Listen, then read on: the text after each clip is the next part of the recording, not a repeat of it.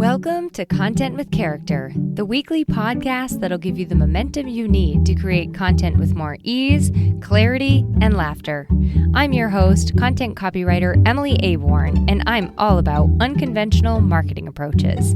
I believe in your big ideas, and I'm excited to help you share them in a way that's distinctly you.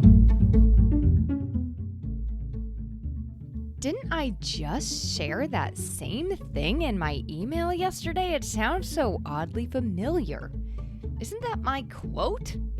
No one likes a copycat. And in today's episode, I'm going to talk about why it's really important to steer clear of copycatting, plus how to lessen your chances of being copycatted.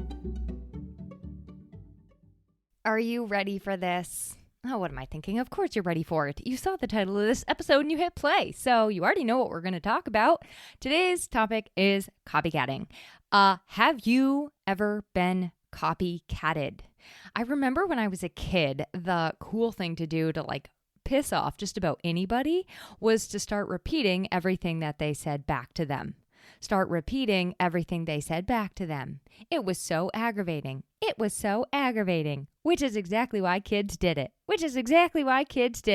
Short story, no one likes a copycat. It's annoying, it's aggravating, it's frustrating, and it can do some real harm, some real damage.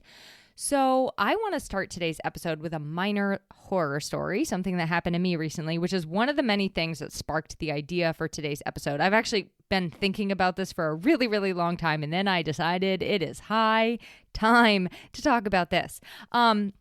I'm also going to share with you why it's so important not to be a copycat, and then a couple of things that you can do to lessen your chances of being copycatted, plus some ways you can actually check yourself before you wreck yourself, like some things you can do to be sure that you're not copycatting. Before we get into the good stuff, I really quickly want to just tell you who I am in case this is your first time listening, or in case, you forgot who I am or you were distracted last time I told you who I was. I'm Emily Aborn. I'm a copywriter, not to be confused with a copycatter. I actually help people to write original website copy, blogs, brand messaging, and more of those marketing materials. So I work with small business owners, and my goal is really to help them set themselves apart because I want them to gain confidence in the content that they're putting out into the world. Confidence, first of all, because it sounds and feels like them. And also confidence that it's attracting the type of client that they want to be working with. So if you want to learn more about me, you can always find out that information on my website, emilyaborn.com. I also include all of the relevant links in the show notes so we can connect wherever you like to make your new friends online. Let's be online pals.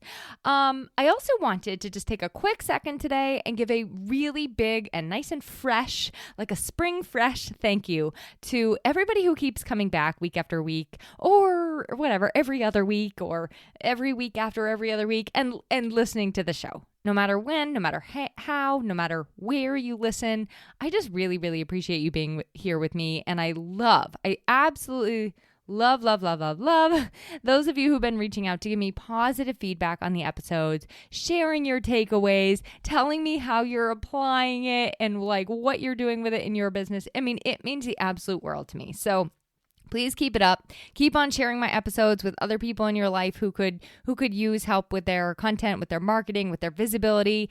And I just really want to thank you, from the bottom of my heart, for being a part of this little ripple effect over here. Okay, so that's it. Let's start with story time. I have a story for you. So I have Google alerts out on my own name, Emily Aborn, as well as a couple family members of mine. And I've had this in place for years. I mean, since you could basically do Google alerts, I think I've had Google alerts. Now, if you're not aware of what Google alerts are, basically anytime your name is used online, as the name implies, Google alerts you. So I do this because for a couple reasons. I like to keep track of when someone shares something about me online that I might need to be privy to or reshare, right? So when a podcast I'm on goes live, sometimes podcasters forget to tell you when they post the episode.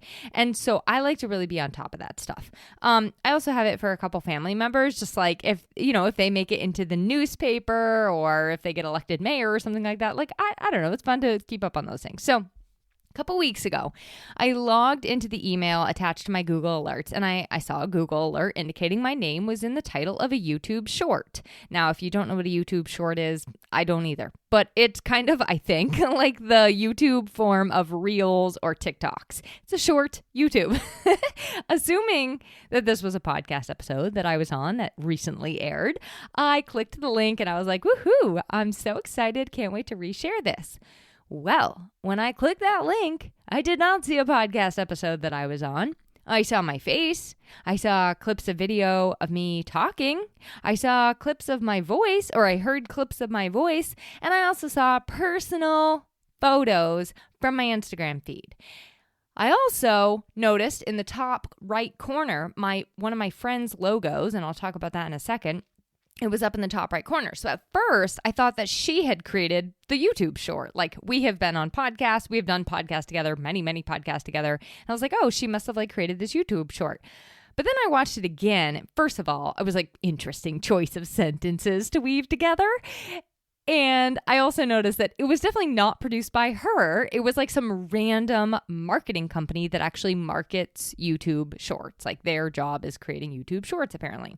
So no, it was not an episode of a podcast I was on. It was not something that my friend Alicia Galati of Galati Media had created. In fact, it was like what I would call, for lack of a better term or phrase, it was a deep fake, okay? And here's the interesting thing. The sentences they chose to wove together did not make me sound like myself. Like, I kind of sounded, like really, really like a jerk, like really hardcore and like really intense. So it was just a very, it did not feel like me at all when I was watching the video. So this was basically just like in my assumption, it was basically just like AI, like roaming around, picking up different pieces of me and putting it together into this YouTube short. Now, the irony here is that in the short, I was talking about staying in your own lane. Now, in the actual context that I was sharing that idea, it was about being yourself, not copying other people's ideas, not doing something just because everybody else is doing. But out of context, patched together like this, I don't know. It sounded like I had like I was like a motivational speaker and I had like a bone to pick up with the world at large, or just a stick up my butt or something. It was intense. It was really, really intense, which maybe I am like that. I don't know if that's how I come across, but it didn't to me. I was like, that is not a girl you want to get on the wrong side of. So, okay, after the initial shock wore off of seeing the video, seeing my deep fake, I had to take action. So what I did first was I sent it to Alicia because it was her logo. And I wanted to make sure it really was not her doing. When she saw that her logo was also copy and pasted, she was just as fired up as I was. So what we did was we reported it to YouTube. We got a couple other people to help us do that. And we kind of flooded it with comments. This is stolen content. You need to take it down immediately. Now, personally, and I think Alicia had to do this in some way too, because it was her logo being used, I had to go through this copyright infringement form. And so what I had to do was share and link all of those original sources of the content that they had stolen. Now, it was a lot of different pieces. It was a lot of different things thrown together. So it took me a lot of time, right? I was like, okay, now to resolve this, I need to spend all this time to get this video taken down. To date, at the time of recording this episode, I just got an email this morning from YouTube. They have not yet taken down the video, though the video is now private, and I'm assuming that's by the actual company that posted it. They have not taken down the video yet, but I did have to provide them with another list of what videos they took the content from, what the timestamps were, and it was just a whole entire mess. Now, I'm assuming, like I said, that the company took it down because obviously it doesn't look very good for you if the comments are all saying that this is stolen content. And I'll say this, I don't even know the why behind what this company did because they obviously weren't trying to market to me, their YouTube Shorts service. I never would have found this YouTube short had I not had a Google alert on my name. So they weren't trying to market to me. And I don't really know why AI bots would be like scouring the internet to piece together Emily Aborn's words. Like, why me? I have no clue. But I do know this. I know how it made me feel. And as innocuous as this might appear and how harmless it was, thankfully in this instant, it felt really, really violating. Like somebody had taken things I had created, taken words out of my mouth, taken my very likeness and just copied it. And they actually did way worse than copied it. They twisted it from what I had originally said. No credit, no tagging, like nothing that would let me then chime in and say, that's not actually what I said, right? So sadly, this kind of behavior, and not exactly in this form, obviously, but this kind of behavior is analogous to what is happening far too often today. And I'm not really sure if it's just like laziness or a lack of awareness or knowledge that you're like definitely not supposed to do this. Maybe people are worried that, if they didn't come up with that thing, it looks like they have no original ideas, right? Or they just want to be so clever and creative that they're going to, put their name behind a Rick Rubin quote. I don't really know the reason, but I do know that it is happening more and more and more. And I think that the important thing to remember is like, just because it's out on the internet does not mean it's a free for all. It doesn't mean it's yours for the taking. We're going to just a little bit get into the AI piece today too, but I have a whole kind of episode planned on that. But it's the same thing with these AI tools. Like just because AI regurgitates something to you does not mean you can just copy and paste it. I think I've told you this story before on a past episode. But when I was in high school, plagiarism was like the worst possible thing you could do. I remember that I did it once. I didn't actually know any better. I didn't go to school until I was in high school, and I had never heard of plagiarism prior to this. I didn't know how to cite sources. Okay. So, I was slowly learning, I should say, how to cite sources. So I did this accidentally. I didn't quote one of my sources, like something I read in the encyclopedia and put in a research paper, whatever. Clearly was not my words. My teacher's like, you would never say this. And so when she asked me about it, she made me really, really aware that this is very wrong. And I was so beside myself. I was like, oh my gosh. I actually, no joke, I thought I was going to go to jail when they took me to the principal's office. I was like, this is it. I'm going to jail. This is illegal. I mean, that's what the message we got is this is illegal, right? So fortunately, no police were called, and I had to, as my punishment, rewrite the paper. And we also, as a class, had to undergo a 3-hour sort of grammar class or English class or whatever to learn how to cite our sources properly, which, my classmates just loved me for that. Thank you so much, Emily, for this bonus education we're getting. But all that to say, it just really was not looked nicely upon when we were in school. And it's not changed, okay? It's not any different. It's just the internet makes you think, I think, that it's totally okay. If it's out there, it's fair game, right? No, wrong. In today's day and age, with the internet moving at lightning speed, content, conversations, podcasts, things you read, ideas, conversations, just all this stuff flying left and right. It's for sure easy to fall into this illusion that oh, it's just common knowledge or somebody else's idea and way of doing things is fair game, right? They shared it with me in a conversation, fair game. That's just incorrect. It is not just for anybody to swoop in and grab.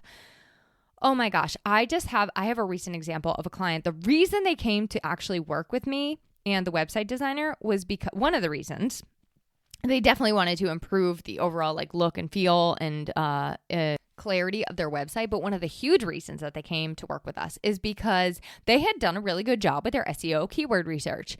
And one of their competitors, who literally lives around the corner from them, had copied and pasted, no joke, verbatim, multiple pages on their website and used it on his own website. It was exactly the same. But what I kind of showed them in that example, I was like, well, A, this means you're doing a great job. You really are doing a great job with your SEO keywords. But B, this is really a good example of why we need to put your unique personality into this copy, because it right now, as it stands, it's pretty generic. It's copyable. I mean, obviously I said it in much nicer terms, but that's just another instance of like why it's so important for us to put our personality, to put our unique language and our unique perspectives into things, because it makes it harder for us to be copycatted. And when you are copycatted, you're so much more easily be like, hey, that's mine. Or somebody else in your defense can say, hey, that's hers. You know, like this is how she talks. That's her phrase. That's her quote, etc., etc. Now, it's not always so overt as that little YouTube situation. It's not always easy to spot when somebody else is copycatting you or somebody else. It might just be like a hunch. It might be something that you're like, wait, didn't I just share that in my email yesterday? Or like, didn't I just say that? Sometimes you can't be sure that it was yours or that it was somebody else's, but I'll tell you what, most of the time it sounds just a little too weirdly familiar, or something just doesn't feel right. Like it's not something that other person would even actually say. And maybe you are well aware that it's yours, or you definitely know that it's somebody else's quote, something that they say all the time, right? Like a phrase they use, or a takeaway from their retreat or their conference that someone else just like decided to snag and turn into a quote graphic with their name taking the credit. You're like, wait a minute, I just heard that at the end of their retreat and that is not your quote. Maybe it's your idea and you shared it with somebody and then they took their idea, they veered out of their lane and snagged your idea for their own. They replicated it. Maybe what you're seeing is that somebody doesn't even describe the concept well. So they are like, okay, I'm sort of an expert on this because I heard so-and-so talk about it in a conversation, but they kind of like piecemeal the concept together. And so you have a pretty solid guess that it was lifted off of you or somebody else. And the other thing is like, the other way to kind of like spot this out in the wild is that it just doesn't feel like them. It might sound like AI, right? But it's just missing them. And like you just can't connect to it as you can't connect with it as their words. So I will say this. I think that with the YouTube short example I shared, this is, and that example of that client of mine, this is why it is so important to be as uncopy and pastable as possible. Because when we say things in the way that only we can, then it sounds like us. We are able to spot it more easily in the wild when it happens. It is distinctly you, as I like to say. And I do think this. I think that the people who know me and listen to my podcast and read my emails and see my content, know my voice. Like I have a very distinct voice. People can often tell when I have written something for me. They would look at that video, that YouTube short, and be like, that just doesn't seem like something Emily would say, or maybe the tone that she would say it, or her cadence. I sent it to my husband actually, and he's like, well, you kind of sounded like a badass. So that's exactly what I mean. Like it sort of made me sound like I was really, really hardcore. So I think that the people that know me would know that that was not me. And that is because I really do try to focus on being distinctly me. And that sometimes means showing like my quirks and weird eccentricities and, all of that kind of stuff. Idiosyncrasies. That's the other word I was looking for. So that's sort of my kind of reminder for you to just really, really lean into being yourself. So let's talk about the reasons not to copycat. I have 6 of them. There's probably hundreds of thousands of them. Like really just don't do it. But here's 6 reasons I came up with why you shouldn't swipe someone else's content, someone else's words, someone else's ideas, someone else's phrases. Whatever you want to swipe, don't do it. Here's why. First and foremost, it's unethical. And in some cases, you know what? You need to consider that there's actually copywriting or trademarking that's protecting that item, right? So it can be illegal in some instances. So first off, it's unethical, and like really, I don't need to say much more there.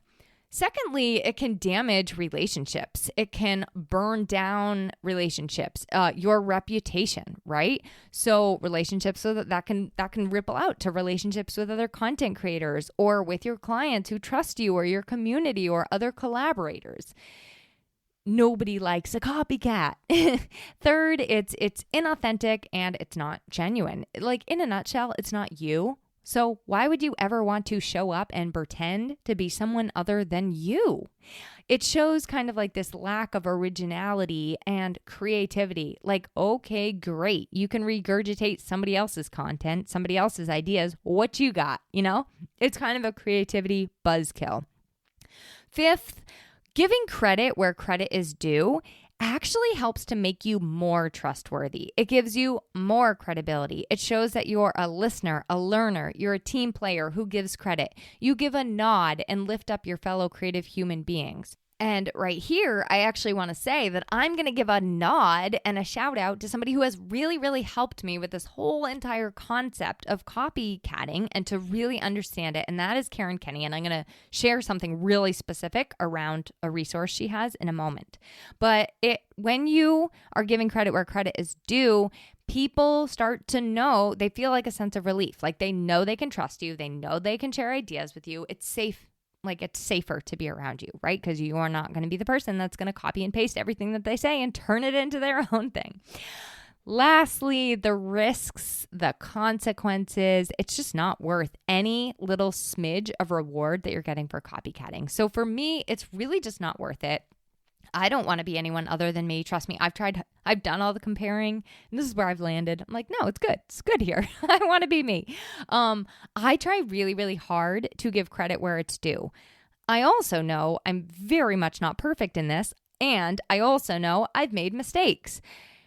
We can probably all stand to do a little bit better in this area. And some of it, I think, is being more intentional, going a little bit slower. And even if you have an inkling that something is not your original thought or your original idea, just like being honest and open about that and transparent. I'm sort of like ultra paranoid about this.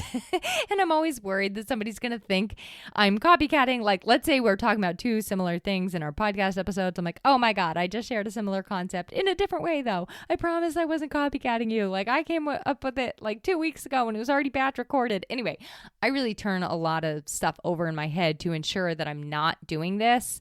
Even if something does sound really, really, really good and I'm like, oh my God, I should have said that, or I wish I'd said that, or I talk about the same thing, right? Like, I'm usually smart enough to know that I didn't in fact say that thing. And I really try to give the kudos to the person who did. Rising tides lift all ships, or all boats, as they say it. And I also know how it feels on the flip side, because I've been copycatted several times in the past 10 years. And I'm not saying that like I'm so cool, people want to copycat me. Trust me, I am not. But I've seen things that I've said, even frameworks that I've shared, like be just copied and pasted.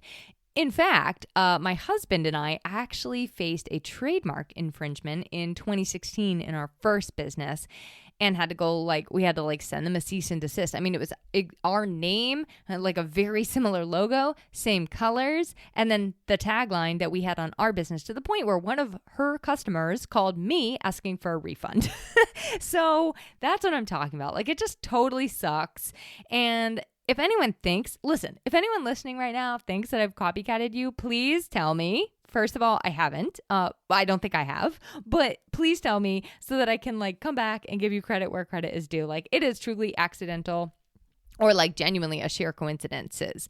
And that is one of the reasons that, in addition to giving you this episode, I want you to be able to get another resource on this. And like I said, Karen Kenny was one of the people that really, really helped me understand this concept more deeply, understand a lot more of the ins and outs of it, why it's so wrong, how it's so harmful. And so I wanted to share. So let me give you some context.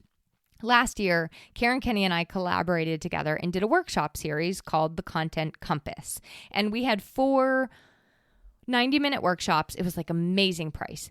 One of the things that Karen talked about, one of her workshops, was being uncopycatable. Karen also around that same time, I think, did a podcast episode on her Karen Kenny Show podcast called Why Giving Credit Matters. And she lays all this out from like the creative standpoint and like why really it is so harmful to copy and paste something that another creative has done. Also, what the benefits are to you in giving credit to other people. So because she laid it all out so eloquently, I definitely want to, and because she's like a huge piece of the inspiration in all of this, I really want to include that resource for you. So the link to that episode is in the show notes. For about 5 seconds, I want to share this with you. For about 5 seconds, I did consider naming today's episode something about being uncopycatable. And I'll tell you why I did not. It's a catchy title. And I did not because of the sole reason that, that was something we made up for our collaborative venture. That was a word, a name we used for our collaborative venture. I probably could have asked Karen if she was okay with me using that name again. She probably would have said yes. But because I didn't even want to, I didn't want to copycat something that we had done collaboratively, I did not do it. So this is kind of what I'm talking about. Just take a second, think something through, and take this seriously, okay? And lastly, last thing, then I'm going to talk about how to avoid copying people, just like a couple ideas. I want to point out this is not like an ego-driven thing, okay? It's not about I want the credit for my idea. It's really about lifting other people up, but also put yourself in someone else's shoes and just think about what it feels like to see something that you created be taken.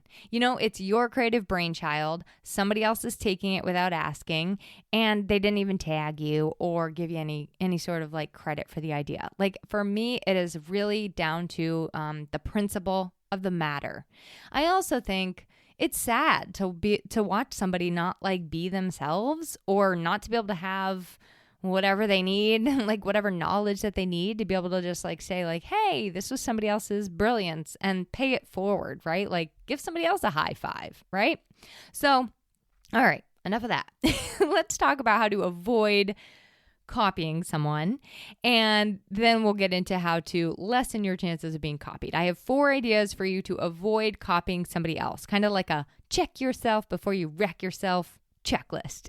Number 1, this one should be a no-brainer, but if you're using a quote or even paraphrasing a quote, add the person's name to the quote. Bonus points if you're including in a blog and you give them backlinks to their website.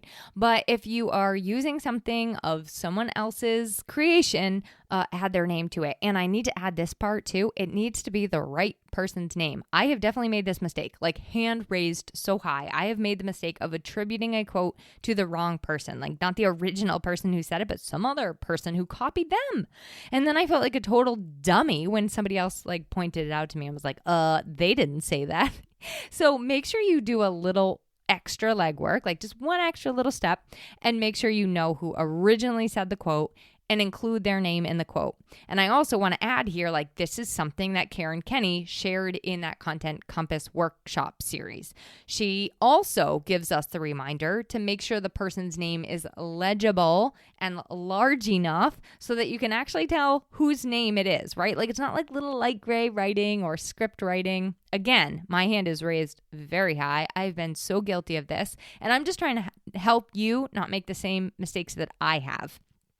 So if you know the person, or if they have an account on the platform that you're sharing to, you can also link to them, right? You can also tag them. You want to put their name in the caption and the content as well. Basically, don't even run the risk of somebody else thinking that that you said something when it was actually from somebody else.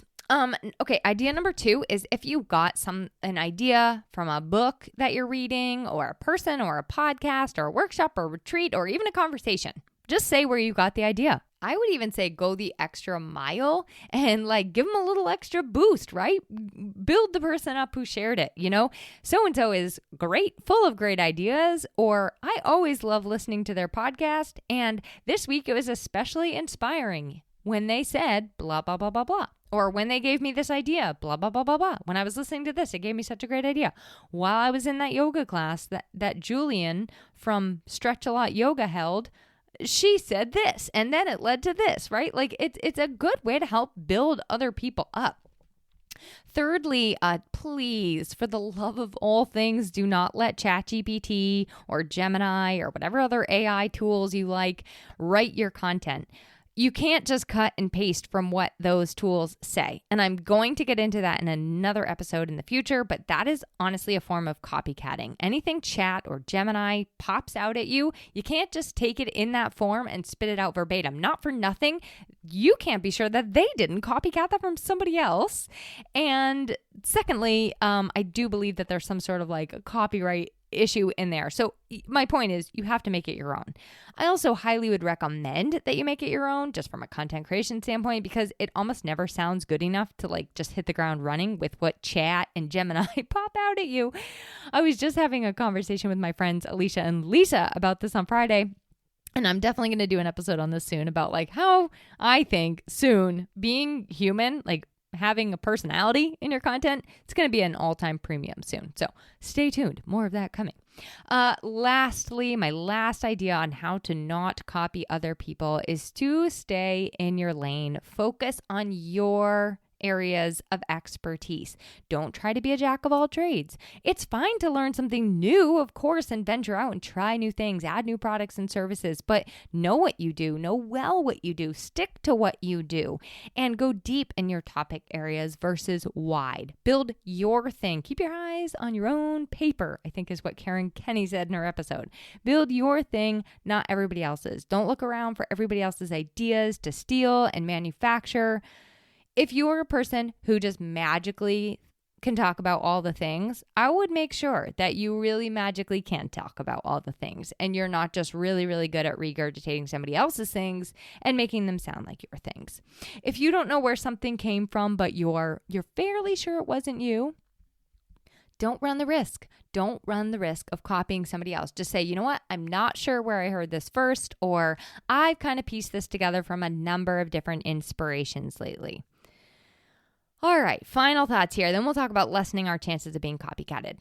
I don't really consider trends. I've been thinking about this. I'm like, what do I consider copying and what do I not? I don't have a solid answer for you on that, but I don't consider following trends copying.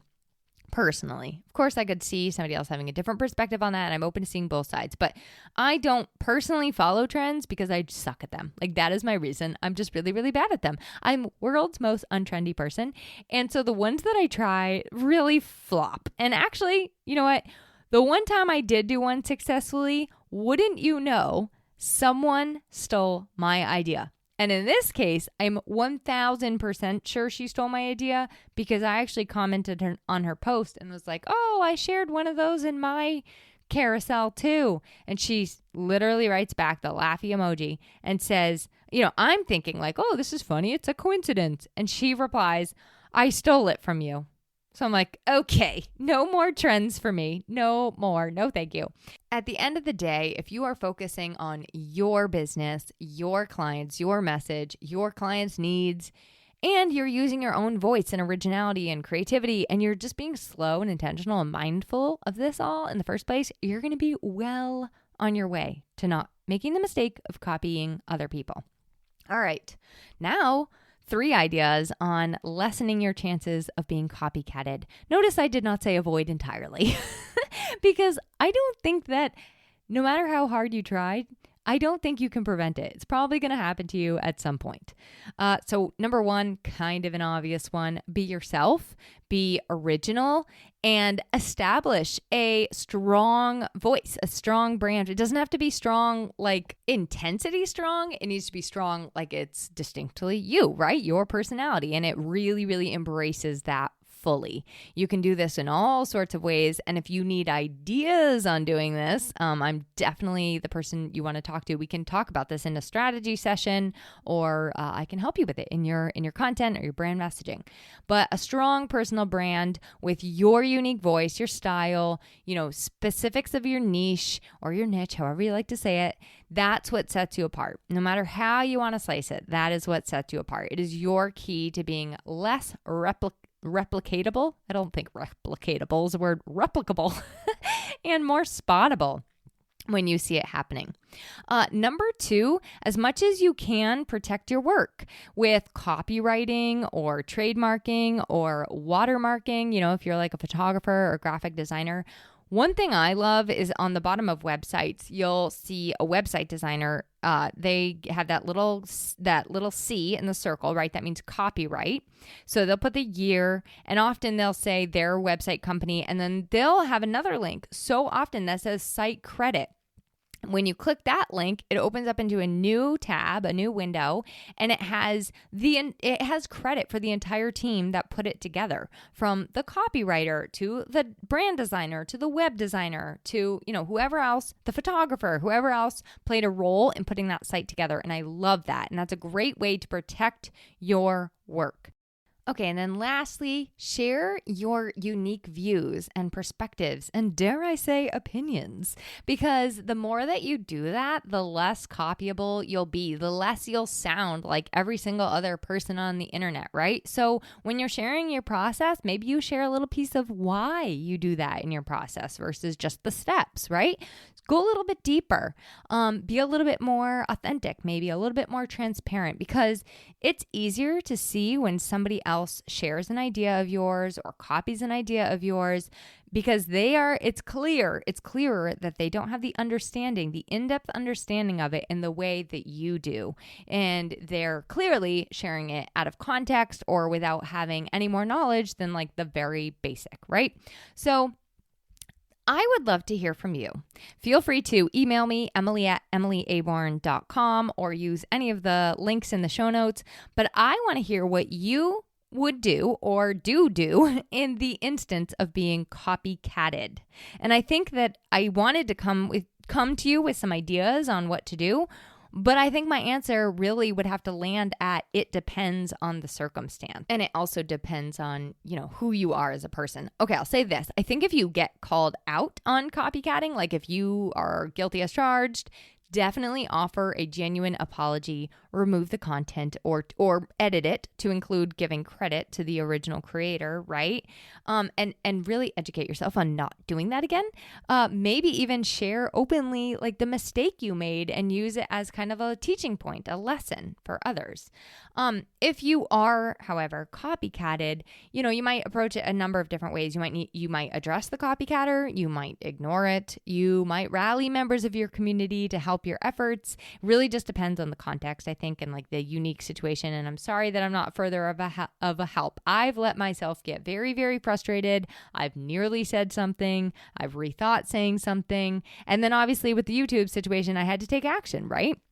Many, many friends and different business owners have shared with me their own copycat nightmares and woes. I've seen people handle it in all sorts of ways, depending on the situation. Approach it, not approach it, comment on it, complain about it, send it a cease and desist. Like only you know what feels best and is right to you, and it's going to be different for unique situations. That said, I'm, like I said, always willing to chat with you about it, discuss possibilities and solutions if this is happening to you or has happened to you. And I want to leave you with one little last thing. So as I was planning out this episode, it also happened to be a time that I was listening to an episode of Modern Wisdom hosted by Chris Williamson, and he was interviewing Rory Sutherland. So my ears, you can imagine, because I'm like thinking about all the ideas for this episode, my ears perked up when I heard Rory share something called Somebody's Law. Rory was referring to this blog that someone called Taylor Lunt wrote, where he says many of the laws are either not named after the person who came up with the idea, and he has in parentheses ignorance, or are named by the author after themselves. And I'm going to share with you the link to that blog because I found it really interesting, but basically he shows that copycatting goes way, way back, even with laws like, and not these ones specifically, but I'm thinking like Murphy's Law, Galileo's Law, Newton's Law, like things like that. So there's this whole list of person's law. And then it shows you like which ones actually were that person and which ones were stolen by other people. So moral of the story, don't try to steal someone's law or really anything else that you spot on the internet. It might seem like a good idea in the moment, but I assure you it is not the modus operandi that you want to be known for. Okay. To lighten the mood a little next week, I did promise you some storytelling, and storytelling you shall get. Now, I'm going to save like a full story deep dive for the first week in April. But next week, I want to start with a type of story that you can and probably should be telling in your business. And we're actually going to get into something we talked about in last week's episode with content structures. So if you want, while you're awaiting this mystery story, this mystery topic, you can go back and listen to last week's episode on how to structure your content with ease. But if you've already heard it, never mind, you just get to sit back and relax. And either way, I will chat with you next week. Thanks for listening to this week's episode of Content with Character. If you loved the episode, please make sure to subscribe to the podcast, rate, review, and share it with someone else you know it could help. For more content and visibility tips, visit my blog at emilyaborn.com. And be sure to connect with me on Instagram at emilyaborn. I'd love to hear how this inspired you to take action.